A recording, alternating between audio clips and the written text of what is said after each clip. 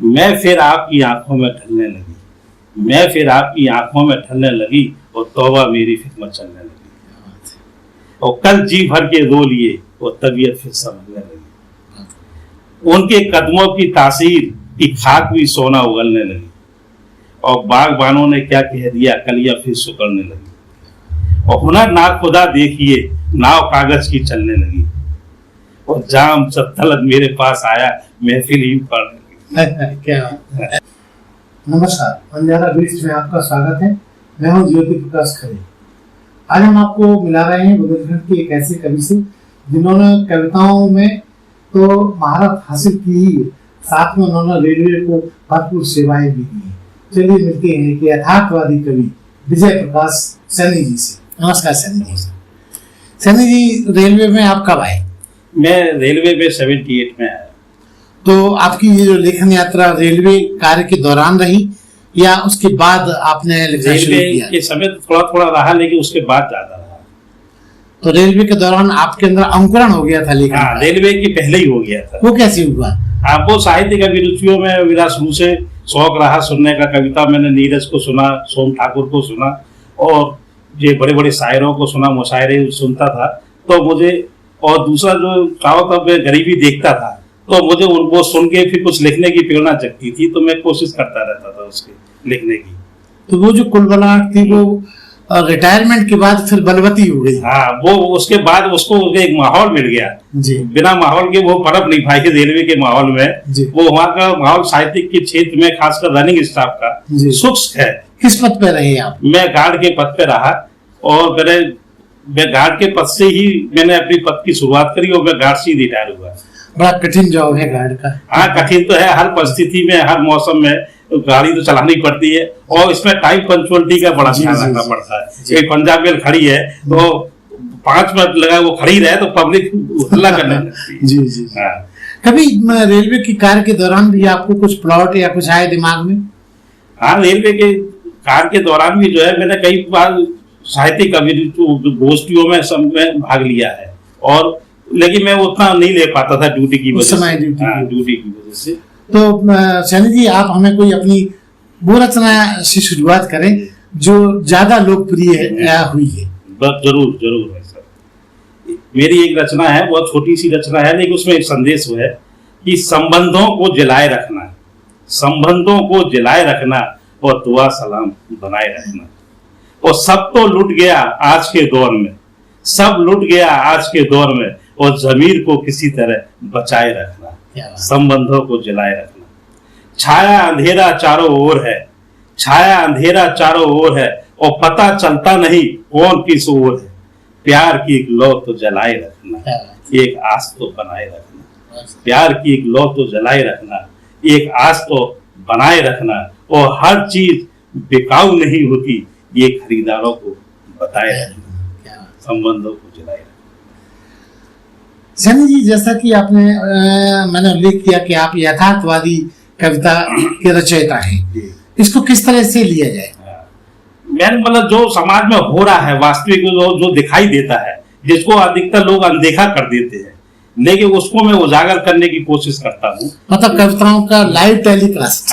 Live ये अपना अपना स्वार्थ है। जी जी। अपना अपना स्वार्थ है, वो अपना अपना राग, वो देश जाए भाड़ में और चाय लग जाए आग।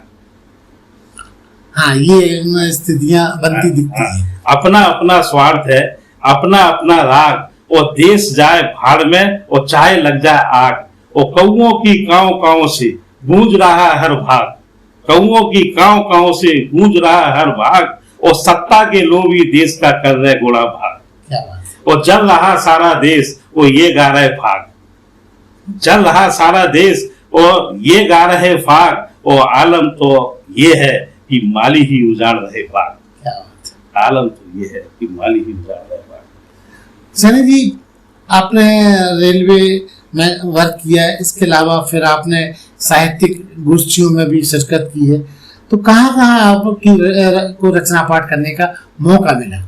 मुझे झांसी के तो विभिन्न मंचों पे कहा, यूनिवर्सिटी में कई प्रोग्राम हुए, उसमें मैं गया। उसके बाद झांसी में जो जगह जगह गोष्ठियां होती उनमें मैं भाग लेता रह रहा हूँ। उसके अलावा मैं लखनऊ गया था एक बार मैं भोपाल भी गया। तो ऐसे विभिन्न जगहों पे। और दूसरा क्या है कि मैं झांसी में ही अधिकतर कविता पाठ करता हूँ, बाहर जाने की कुछ परिस्थिति ऐसी रहती है कि मैं बाहर नहीं जा पाता, घर में कोई है नहीं, इस वजह से। तो कोई और अच्छी आपकी जो बहुत लोकप्रिय रचना हो हमारे दर्शकों के साथ शेयर कीजिए। एक और रचना है, लेकिन उसको तो देखना, पढ़ लीजिए, देख लीजिए। देखो एक तो यही है कि कब तक रहेगा ऐसा वातावरण, कब तक रहेगा ऐसा वातावरण, और कब तक रहेगा चोर सिपाही का समीकरण, कब तक रहेगा कपटी नेताओं का राज, कब तक तड़पेगी चिड़िया गिद्धों के पंजों में, कब तक रहेगा आतंकियों का आतंक, और कब तक रहेगा लुटने पिटने का भय, और कब तक रहेगी शरीरों में सिहरन, और कब तक रहेगा बेरोजगारी का आलम, और कभी तो यह सिलसिला खत्म होगा, कभी तो वो सुबह आएगी, कभी तो ये सिलसिला। कोई ऐसी रचना जहाँ सैनी जी जाते हो गोष्ठियों में और ये कहा जाता हो कि नहीं सैनी जी वो वाली रचना जरूर दोहराइए, आप हमारे दर्शकों को सुनाइए। भूख प्यास से मारी जिंदगी, और भय से रन से थर्राती जिंदगी, अपमान कुंठा से तड़पती जिंदगी, और फिर भी कितनी प्यारी जिंदगी। एक कमरे में बिलबिलाती जिंदगी, कटोरी भर पानी में नहाती जिंदगी, बाल बच्चों को छाती पे धोती जिंदगी, हजार गमों को गले लगाती जिंदगी, फिर भी कितनी प्यारी जिंदगी। और सही मायने में रोज मारती जिंदगी, सही मायने में रोज मारती जिंदगी, और दे जाती है मौत अक्सर आगे नई जिंदगी। सैनी जी आपकी इन रचनाओं के रचनात्मक पूरे आंदोलन में आपकी जीवन संगिनी का क्या योगदान रहता है? क्योंकि कहते हैं कि घर से सपोर्ट मिलना ज्यादा जरूरी होता है। जीवन संगिनी का तो काफी सपोर्ट रहता है, क्योंकि वो कानपुर की है मेरी जीवन संगिनी, और वो उस समय की एमए है। अच्छा। और हाँ, और उनका सब्जेक्ट वैसे ज्योग्राफी था, लेकिन वो लोग साहित्य की भी रुचि रही है, तो जो भी मैं रचना अपनी लिखता था तो सबसे पहले तो मैं उन्हीं को सुनाता था, और वो बता देती थी कि ये किस स्तर की है आपकी। अच्छा। हाँ, जब मैं कुछ अच्छी स्तर की कवि रचना करता था तो वो ये कहती सच बताओ ये तुम्हारी है कि किसी और की है। अच्छा। जो सुना रहे हो, तो उससे मुझे समझ जाता था कि ये रचना इसको पसंद है, तो मैंने आपका आत्मविश्वास बढ़ जाता। कोई ऐसी भी रचना है जो आपकी पत्नी को बहुत पसंद हो, याद हो तो सुनाइए। मैं फिर आपकी आंखों में ढलने लगी, मैं फिर आपकी आंखों में ढलने लगी, और तौबा मेरी फिक्र चलने लगी, और कल जी भर के रो लिए, और तबीयत फिर समझने लगी, उनके कदमों की तासीर की खाक भी सोना उगलने लगी, और बागबानों ने क्या कह दिया कलियां फिर सुकड़ने लगी, और हुनर ना खुदा देखिए नाव कागज की चलने लगी, और जाम जब तलक मेरे पास आया महफिल ही पढ़ने लगी। क्या तो ऐसी गजलें भी मैंने लिखी हैं, अगर कोई याद हो तो वो भी शेयर कीजिए। हाँ, तो ये एक नई रचना है सुनाइए। कि जिंदगी में बसंत तो बार बार आया, जिंदगी में बसंत तो बार बार आया, पर आई नहीं बहार तेरे बगैर। क्या बात है। हाथ से उस मोड़ पर ले आए मुझे कि अब कोई अपना नहीं लगता तेरे बगैर। क्या बात है। मंजिल तो दिख रही है मुझे, पर सफर कटता नहीं तेरे बगैर। दुनिया की हर शय में तू नजर आने लगा, दुनिया की हर शय में तू नजर आने लगा, और निगाहों को कुछ दिखता ही नहीं तेरे बगैर। और किसी भी शय से दिल अब बहलता ही नहीं, किसी भी शय से दिल अब बहलता ही नहीं, और रूठ के बैठा है तेरे बगैर। और दुनिया के सारे रंग बिखरे पड़े हैं मेरे आसपास, मन फिर भी उदास तेरे बगैर। हयात बेरौनक है तेरे बगैर, सकून कहीं मिलता नहीं तेरे बगैर। अच्छा सैनी जी, आपका ये काव्य लेखन तो शौक है ही। हाँ, इसके अलावा भी और भी शौक होंगे। हाँ, तो वो उसका भी उल्लेख कीजिए। मुझे जो है प्रकृति के मैं काफी करीब हूँ। अच्छा। और ये अधिकतर लोगों को मालूम भी है कि मेरा सैनिक गार्डन है, तो उससे मैं जो भी सैनिक गार्डन आपका है? हाँ, कहाँ पे है? ये सामने ही है। अच्छा। तो उसमें मैं खुद ही बागवानी करता हूँ अपनी। अच्छा। कोई नौकर नहीं है, कोई उसमें बागवान आप खुद है? हाँ, खुद। अच्छा। क्योंकि हम लोग माली हैं तो हम माली का काम खुद ही करते हैं। अच्छा।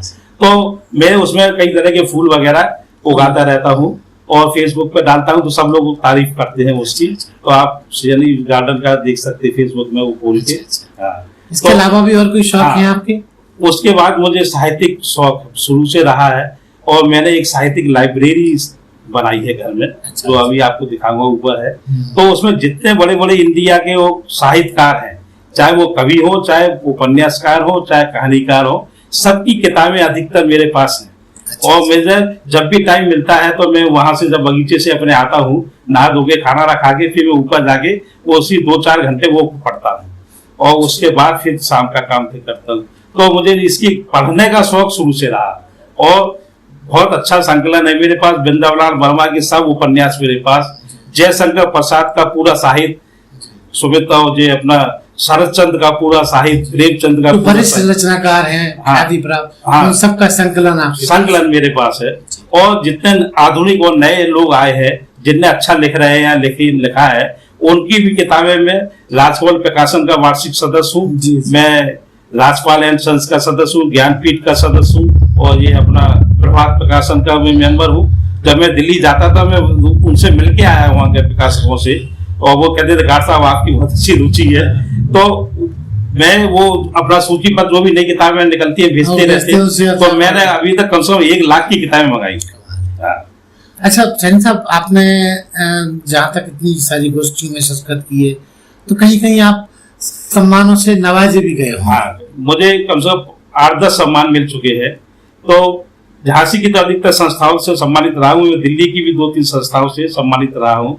उसका जो वो सम्मान पत्र है वो ऊपर आप अभी चल के दिखाएंगे, आपको ऊपर लगे। तो नीरज पुरस्कार से मैं सम्मानित हूँ, काव्यश्री से पुरस्कार से है और साहित्य मुखोपाध्याय सम्मान से सम्मानित हूँ। हाँ जी, तो ये मिलते रहते हैं। तो सैनी साहब, अगर मतलब ये तो आपकी उपलब्धियां हैं, आपकी और कोई पुस्तक के रूप में अभी तक रचनाओं का संकलन आया है क्या? संकलन जो छोटे छोटे रूप में आए हैं, जो 5-6 संकलन आ चुके हैं, लेकिन वो संयुक्त अंक है वो, और उसमें और कवियों की भी रचनाएं हैं। अब मेरी एक बड़ी किताब आ रही है जिसमें मेरी समस्त रचनाएं रहेंगी। उसकी तैयारी हो रही है, वो हो सकता है वो अगले 2-4 महीने में उसका विमोचन हो।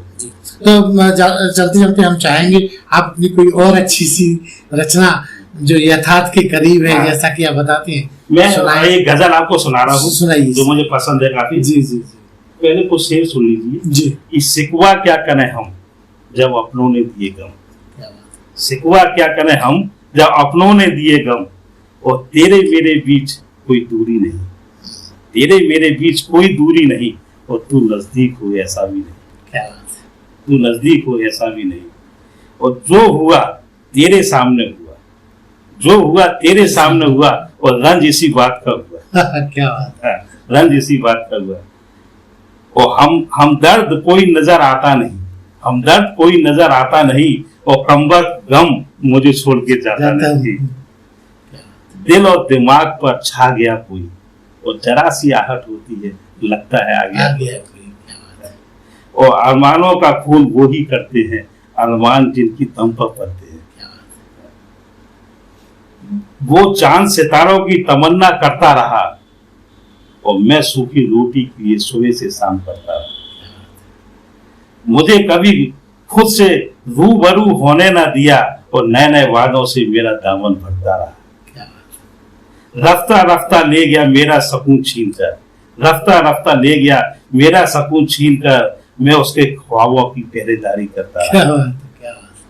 मैं वही हूँ जहां वो छोड़ गया था, मैं वही हूँ जहां वो छोड़ गया था, उम्र के हर मोड़ पर मैं उसकी इंतजारी करता रहा। वो चांद सितारों की तमन्ना करता रहा। अब आप गजल का उल्लेख कर रहे थे, वो हमारे दर्शकों को शेयर कीजिए। हाँ, ये नई गजल है। हम अपने असली चेहरे को ही भूल गए, हम अपने असली चेहरे को ही भूल गए, हमने दुनिया को दिखाने के लिए कई चेहरे लगा रखे। दुनियादारी के इस बाजार में हम सच गंवा बैठे, दुनियादारी के इस बाजार में हम सच गंवा बैठे, और झूठ के सहारे कई अरमा सजो रखे। वक्ते रुखसत तू मुझे क्यों याद आया, वक्ते रुखसत तू मुझे क्यों याद आया, हम तो तेरी मोहब्बत एक अरसे से भरा रहे। जब से हालात क्या बिगड़े मेरे, लोगों ने न आने के कई बहाने बना रखे हैं, और लाख जतन कर ले बच ना पाएगा, मौत ने आने की भी कई बहाने बना रखे हैं। क्या बात है, अवश्य। और जो गुजर गया वो गुजर गया, जो गुजर गया वो गुजर गया, उसका अब रोना क्या और समय अब होना क्या। जब भी मौका मिले मुस्कुराया करो, हमेशा हालात का रोना क्या। जब भी मौका मिले मुस्कुराया करो, हमेशा हालात का रोना क्या। और उम्र के इस पड़ाव पर भी मेरा तेरा करता है, और मरने के बाद मेरा क्या और तेरा क्या। क्या बात है। और जब खाली हाथ ही जाना है तो गठरी लादी फिरता क्या।